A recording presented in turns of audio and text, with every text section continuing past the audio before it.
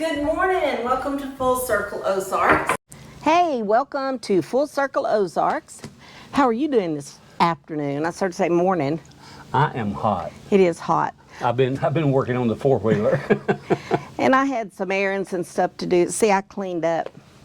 Well, actually, I just took a shower. I had been out this morning, and if you remember a few videos back, I showed a video of a snake getting into a four-wheeler, and that four-wheeler, I thought, well, it's time to go ahead and get it cleaned up. The carburetor had old gas in it and gelled up, so I just replaced the carburetor and fired it up and rolled it around. It seems to be running fine. I got to put a battery in it yet. Yeah, but yeah. It's You know, sometimes I like riding the four-wheelers better than I do the UTV. yeah. I just like they're a lot of fun, aren't they? They are, yeah.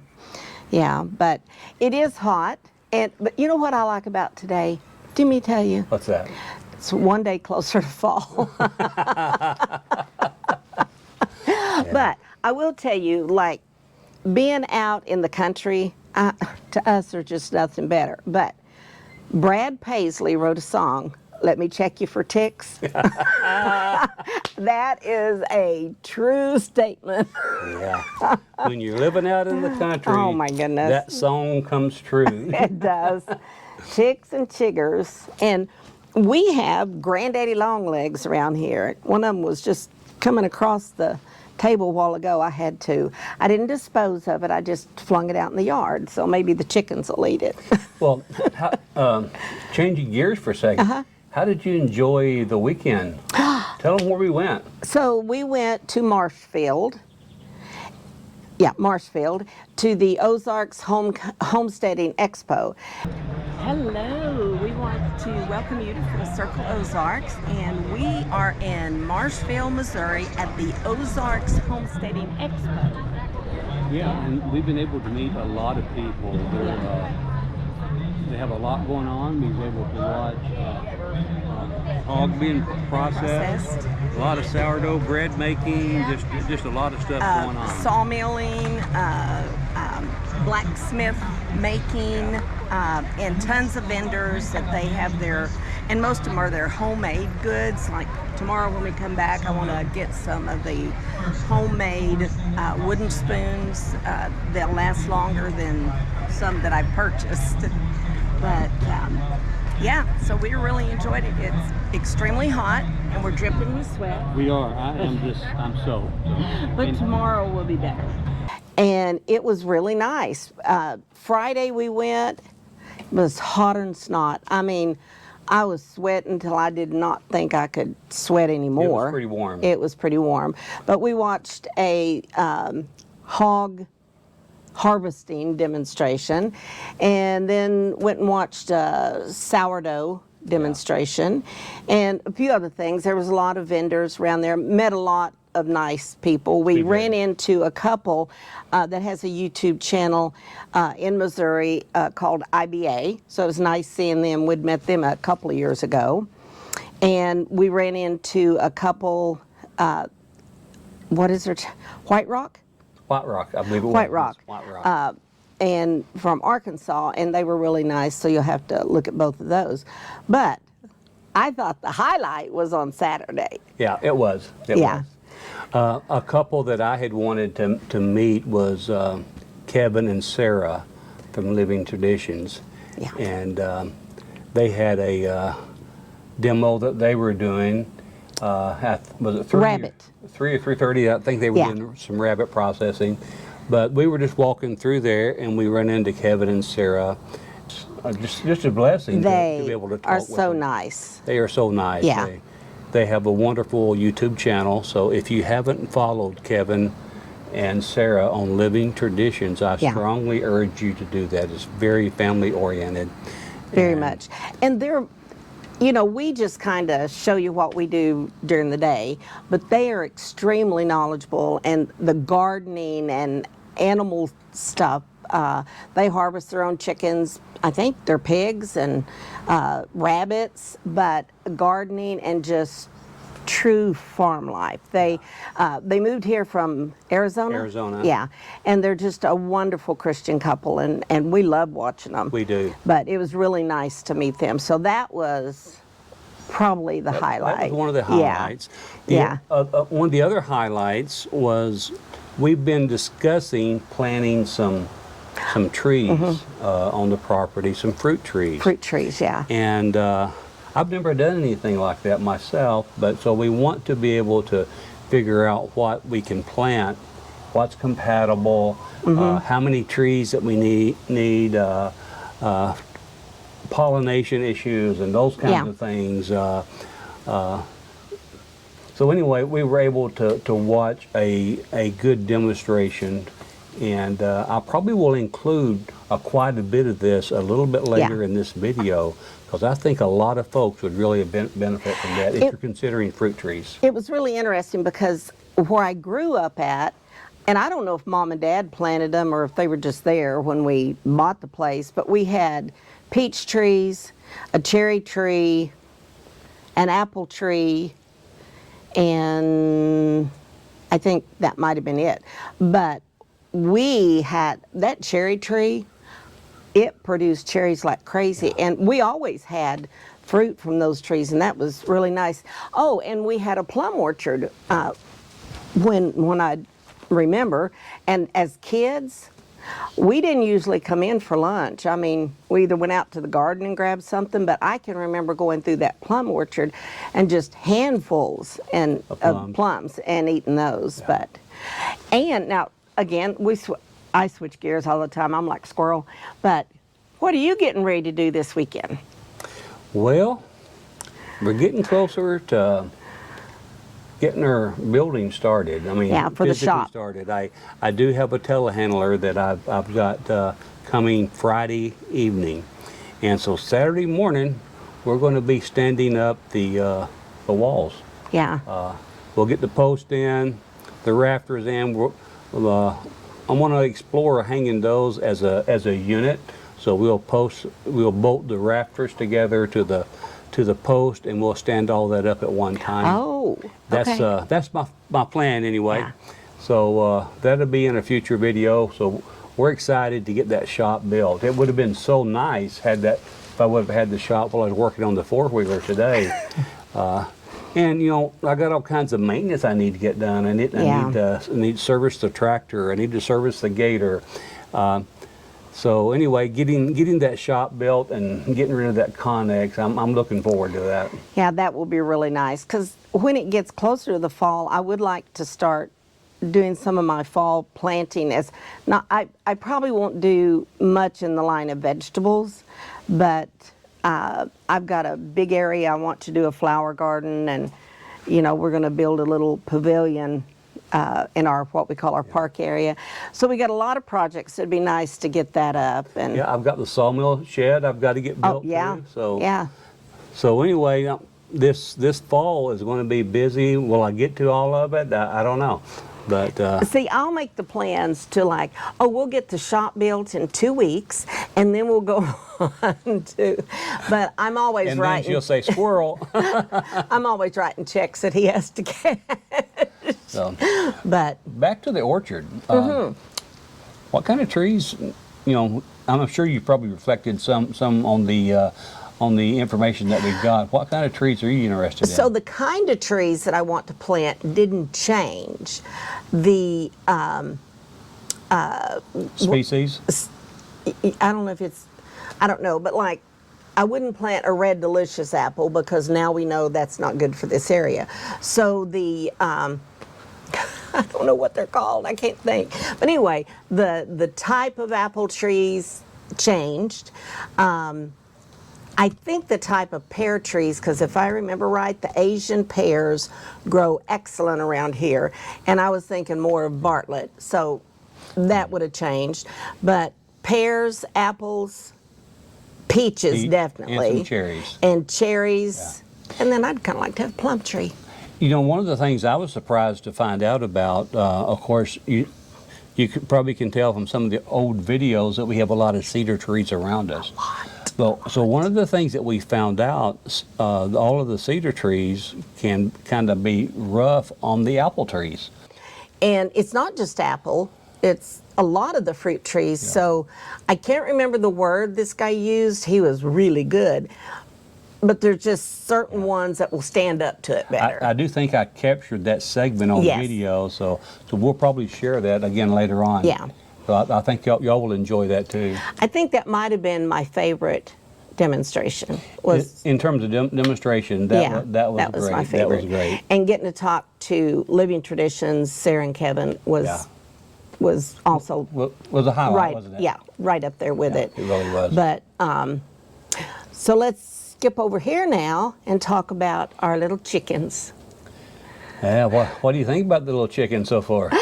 I cannot watch them enough. They are so fun to watch, and I'm gonna do a video with them because they're hilarious, and they're good little chickens. I think what we ought to do here in just a moment, we haven't gathered eggs today yet. Nope. So I want to show our YouTube family what the chickens do as we start walking down to the coop in the run area. Now I'm gonna say we're gonna show you. Normally, what will happen? They'll see us coming and they'll just start running toward us, and it's exciting for them to do that. And we've got the two lavender. I mean, some of the others kind of has it, but the two lavender, I call them a fluffy butts because they got the fluffiest hiney, and they just waddle when they run toward us. Now, used to, you couldn't hardly get near them to catch them. The bar rock, you just walk up to them and they just squat. Squat down. And now the Rhode Island Reds have started doing that. Yeah. We have a leghorn. Yeah, we can't catch her. Yeah. Not very often anyway. No. Well, what do you say? Let's take a segue off and we'll go down and we'll gather the eggs. Okay, well, let me go get the basket because we got 14 one day, and so we get between 12 and 14, so I can't carry those no more. And I think we've got 14 a couple of days. So, yeah. And we got a total of 16 chickens, so the jury's still out whether or not we're gonna have any roosters, so we'll see. Yeah, and I've got one Rhode Island Red that I don't know if it's a rooster or not, but it tries to talk like weirdly, so I don't know, it might be. So we'll be right back and show you. I just hear one of the chickens cackling. It just laid me an egg. Oh, it's a Rhode Island Red coming out of the chicken house. Scooch Blue. Oh, what do you think, girls? I don't have you anything. I don't have you nothing. No. I don't have you nothing. Come on. Yeah. I think Blue's want some petting too. Oh, I'm so sorry, Blue. I'm so sorry. Yeah. The lavender's right here. Blue, you're not supposed to do that, buddy. I'm in sandals and I got pink toenails, so these lavenders like to peck my toenails, so I have to watch them. Blue, watch out. Scooch. Scooch. Blue is still training, and every now and then he'll get excited, especially if he thinks the chickens are getting too close to Mama. He kind of keeps an eye on them. Blue, leave the chickens You're okay. alone. Come on. What you girls doing? Huh? What you girls doing? They're staying in the shade and eating grasshoppers right there. That's one of their favorite spots. Could you eat crickets for me, please? Could you eat the crickets up? Blue, leave the chickens alone. Blue, come help me get the eggs.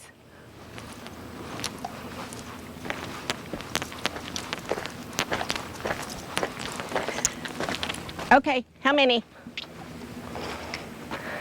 I'm going to say 10 today. It's pretty hot. I'm gonna say 13. 13, 13.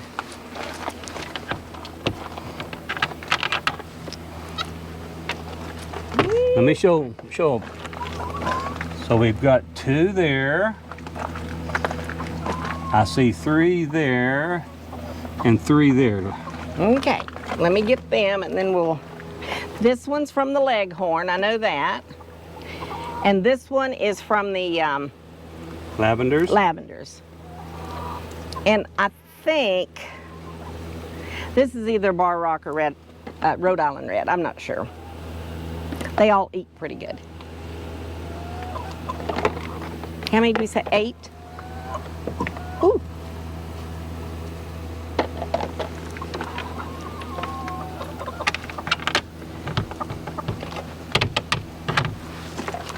Oh, hey girls. No, I'm not gonna pick you up.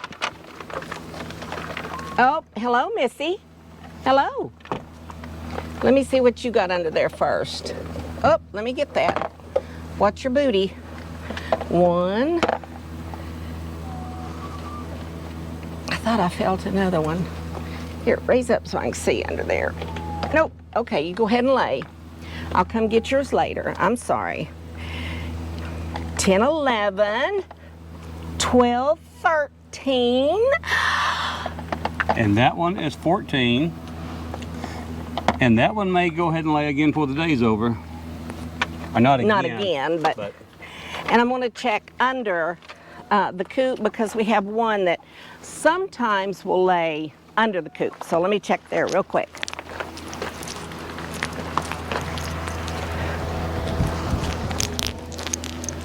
Nope. Good. Maybe it's got out of the habit of doing that. And this fan right here sure does help keep the coop cool. Yeah, for the feels chickens. good too. Yeah. And it doesn't smell when it comes out, the air. You got you a stick? Here. You want to go get it? Where'd you girls go? Oh, you went in here thinking I had something for you. I don't. I'll bring you something later. I'll bring you something later. Okay. And I think I said this on a video before, I love being able to gift these eggs to people. I love it. But, all righty. Are we gonna head in? We're gonna head in. Because it's hot.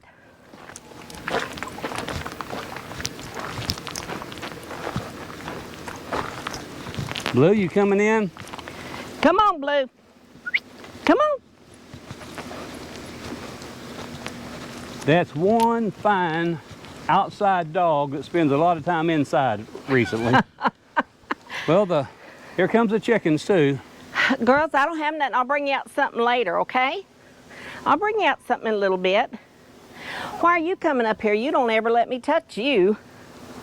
Why are you coming up here? Huh? We do have some friendly chickens though. 1, 2, 3, 4, 5. Yep, the Bar Rock is still on the nest. Yeah. Okay. Oh my goodness, what if we get 15 today? Might do it. I would be so excited.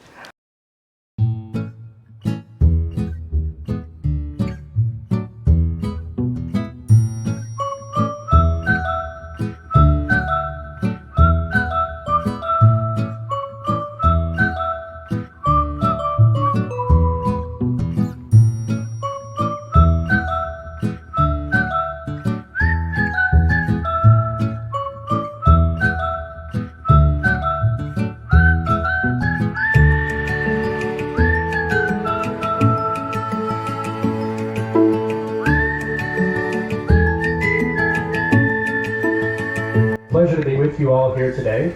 As was mentioned, I'm Patrick Byers with University of Missouri Extension, and I'm actually based here in Marshfield. I'm a local. And so if you have any questions about Marshfield, the area around here, feel free to ask. But today we're here to talk about orchards, and I have roughly, somewhere between 50 to 60 minutes of prepared remarks, and then plenty of time for questions and answers. So you all get to drive where we go today, right? I'm guessing since you're here, you're either growing an orchard or you're thinking about an orchard. Is that correct? Yes. Okay, fabulous. Well, what I'm going to present today is sort of a, what would you call it? A dehydrated version of what normally is about a 6-month college class. And so, obviously, we're going to hit high points, but if there's anything you want to talk about further, just give me a sign, raise a hand, or somehow let me know that you have something. You may have to shout it out so I can hear it, but we will definitely tackle any questions you might have. And today we're going to focus just on tree fruits, okay? Maybe next year they'll invite me back to talk about berries, but today we're going to focus on tree fruits.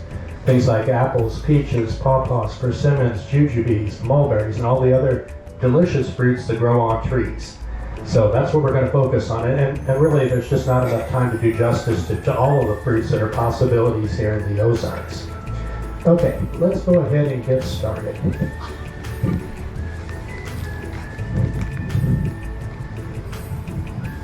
Okay, so a little bit more about myself. I'm a child of the plains. I was born in Nebraska, grew up in Iowa. As was mentioned, I've had college experience at the University of Nebraska, Missouri, and Arkansas. But really, where I learned about fruits was working with farmers. Okay, I've been a privilege to spend my entire career in service to farmers who are growing commercial fruits and vegetables. And really, the people who know the ins and outs of these crops are the people who rely upon them as either a fruit source or as an income source, or sometimes both. And so I'm really thankful to those farmers who've been patient with me and helped me grow my knowledge base. I've also had some practical experience. For 15 years, my family and I managed Byers Orchard near Portland. And we grew and marketed peaches. So we had a stand at the farm. We also sold at the Greater Springfield Farmers Market. So some practical experience there as well. And again, we'll be drawing upon all of that in our discussions today. Now, if you can't see the screen, don't worry. The screen is mainly there to keep me on track, okay? I will say that if you're interested in a copy of the presentation, just take a picture of my email and send me an email. I'm happy to share that as well. And I'll mention too that if there's any other resources that are mentioned up here that you'd like, let me know, and I'm happy to send those out as well. And then finally, especially if you're thinking about commercial scale production of tree fruits, let me know, and I'd love to visit with you individually about your plans and aspirations. Okay, so here's what we're going to do. First of all, we're going to talk about some general thoughts on succeeding with an orchard. Okay, so we'll touch on things like, first of all, why do you want an orchard? Secondly, expectations and being realistic about orchards. Third, choosing a good site for an orchard. Then we're going to start talking about the fruits. We'll talk about choosing the right type of fruit, and then we'll drill down even deeper and talk about how to choose the right cultivar, the right variety of fruit. Okay, because not all varieties, not all cultivars are going to work equally well here in the Ozarks. Then we'll talk about preparing an orchard site. We'll talk about how to obtain the trees. And finally, we'll talk about the establishment, sort of the first year of success with an orchard. And then we're going to have some comments on the different types of fruits. So we'll talk about apples and pears, stone fruits, pawpaws, persimmons, jujubes, mulberries, figs, and kind of a motley collection of other fruits there towards the end. And again, this is going to be general comments. If you were here last year, we talked for an hour and a half just about pawpaws and persimmons. So obviously there's a lot we may not get to, but again, specific questions, please ask them. Okay, so why do you want an orchard? I want some hands. Who would want to share with me why you want an orchard? Why? Loves apples. Why? My daughter's a vegetarian. Fruit is expensive. Thank you. Why? Very good. Provide for my family, yes. Besides our family, for the pigs. Provide for the pigs. I love it. You know, I've worked with people who their only goal in planting an orchard is to feed the deer, and they will certainly do that. Yes? Because the fruit tastes better than the grocery store. You kind of looked at my points up there. I should have talked with you before putting this together, but you have hit on some of the really compelling reasons that people are interested in growing their own orchards, their own fruit. Self-sufficiency, that's a huge reason right there. And not just self-sufficiency in fresh fruit, but also self-sufficiency in the things you can make from fruits. So again, things like juices and wines and jellies and jams and vinegars and dried fruit, fruit leathers, all these things are possible products that you can make from your homegrown fruit.